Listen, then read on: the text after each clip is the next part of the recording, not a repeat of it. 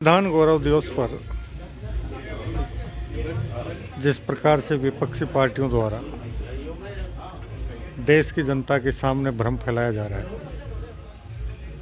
उस सब के संबंध में मीडिया से रूबरू होने और कार्यकर्ताओं से मिलने और उनके द्वारा फैलाए जा रहे भ्रम का खंडन करने के लिए आज टपुकड़ा और अलवर का कार्यक्रम था। पीछे आवाज मत करो। प्रेस के माध्यम से और कार्यकर्ताओं के माध्यम से वस्तु स्थिति आम जन तक पहुंचे, इस उद्देश्य को लेकर आज टपुकड़ा और अलवर का भ्रमण है। पिछले 75 साल में, जिसमें से लगभग 60 साल एक पार्टी ने शासन किया, उसने संविधान के साथ और अंबेडकर साहब के साथ जिस प्रकार का खिलवाड़ किया, और अब वो एक कहावत चरितार्थ कर रहे हैं कि 100 चूहे खाकर बिल्ली हज को जा रही है, उसको आम जनता के सामने उनका असली चेहरा दिखाने के लिए प्रेस के माध्यम से और कार्यकर्ताओं के माध्यम से आम जन तक सही स्थिति पहुँचे कि कौन कितना संविधान का रक्षक है, कौन कितना अंबेडकर साहब का सम्मान करता है, कितना समर्थन करता है। ये सारी बातें करने के लिए आज हम। मंत्री जी, क्या लगता है कि इस तरह के जब कार्यक्रमों का आयोजन करना पड़ता है तो कहीं लगता है कि आपको कहीं ना कहीं कमियां रह जाती है कि इस तरह के कार्यक्रम के आयोजन के माध्यम से हम लोगों को संदेश देखिए देना क्या चाहिए? है, एक कटु सत्य है विश्व में कि अगर एक झूठ को 100 बार बोला जाए तो कुछ लोग उसको सत्य मानना शुरू कर देते हैं, और अगर उसका सही तरीके से खंडन कर दिया जाएगा, झूठ बोलते ही पकड़कर वस्तु स्थिति आम जन के सामने प्रस्तुत कर दी जाएगी, तो फिर लोग भ्रमित नहीं होंगे। इसलिए ये कार्यक्रम पार्टी पूरे देश में प्रत्येक जिले में कर रही है, और उसी कड़ी में आज टपुकड़ा और अलवर का कार्यक्रम। भिवाड़ी औद्योगिक क्षेत्र है, टपुकड़ा नगर पालिका है, भिवाड़ी में नगर परिषद है, बड़ा क्षेत्र है जो आपके मंत्रालय के अंडर आता है। तो बहुत सारे जो सोसाइटीज़ हैं यूडीएच सिस्टम को लेकर के, वहाँ पर आए दिन मतभेद की परिस्थितियाँ रहती हैं। आरडब्ल्यूए और जो सिस्टम है वो आमने सामने होता रहता है।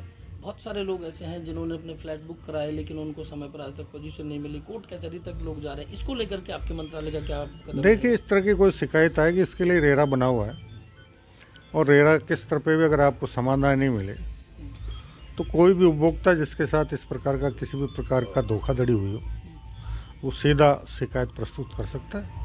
जो भी दोषी होगा उसके खिलाफ हम निश्चित रूप से कठोर कार्रवाई करेंगे। चुनावों को लेकर के क्या कहेंगे? क्योंकि बहुत सारे जैसा कि आपने कहा कि विपक्ष भी भ्रम फैलाता है या बहुत सारी चर्चाएं हैं, सरकार चुनाव नहीं करा पा रही, क्या कर रही है? काहे के चुनाव नहीं करा पा रहे?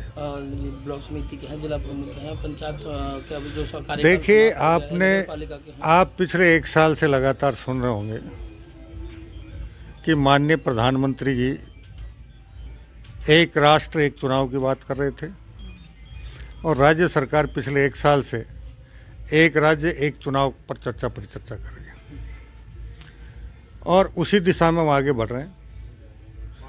बार बार चुनाव हो, कभी कहीं आचार संहिता लगे, कभी कहीं आचार संहिता लगे, लगातार विकास में अवरोध उत्पन्न हो, उसके बजाय 2 महीने में सारे चुनाव अगर एक साथ निपट जाए तो मैं समझता हूँ बार बार की आचार संहिता लगने से और विकास में जो बाधा उत्पन्न होती है उससे छुटकारा मिलेगा, और सरकार को भी लगातार काम करने का अवसर मिलेगा। इसी के दृष्टिगत हमने एक राज्य एक चुनाव की दिशा में कदम बढ़ा रहे हैं, और उसके सुखद परिणाम आपको 2025 में देखने को मिलेंगे। दिल्ली में चुनाव है, बहुत दिनों से आप दिल्ली में चुनावों से बाहर हैं, पूरा जोर लगाया हुआ है, आपकी बार उम्मीदें हैं? बिल्कुल भरपूर उम्मीद है। पिछले 2-3 चुनावों में कांग्रेस ने अपना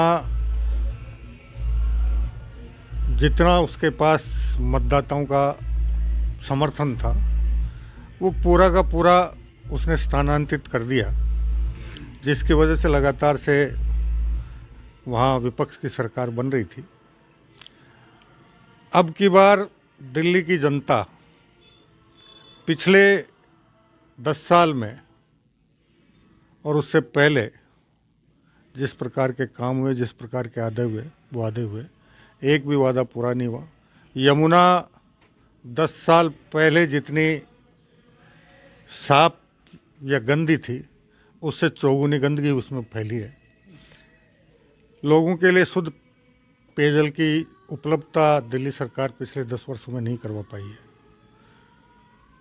बाकी विकास के काम भी ठप पड़े और उन्होंने जिस प्रकार की तुष्टीकरण की नीतियां अपनाई, दिल्ली की जनता को शराबी बनाने के लिए एक के बदले एक फ्री का जिस प्रकार का आयोजन किया और शराब घोटाला किया, उसके अलावा यमुना की सफाई में जो घोटाला हुआ, बहुत से मामले हैं जिससे दिल्ली की जनता अब की बार परिवर्तन का मानस बना चुकी है और निश्चित रूप से दिल्ली में परिवर्तन होगा और भारतीय जनता पार्टी पूर्ण बहुमत के साथ सरकार बनाएगी। आखिरी सवाल है मेरा, बहुत बड़ी उम्मीद थी भिवाड़ी तिजारत क्षेत्र के लोगों को, जब जिलों को लेकर चर्चाएं आई कि भिवाड़ी टॉप 4 टॉप 6 में जिले को लेकर के चर्चाओं में था और पिछली सरकार में भी वो रह गया। अब की बार जब आपने फेरबदल किया तो उसमें भी रह गए, तो क्या लगता है कि भिवाड़ी को कुछ विशेष दर्जा देने का मूड है? या देखिए, भिवाड़ी में पुलिस अधीक्षक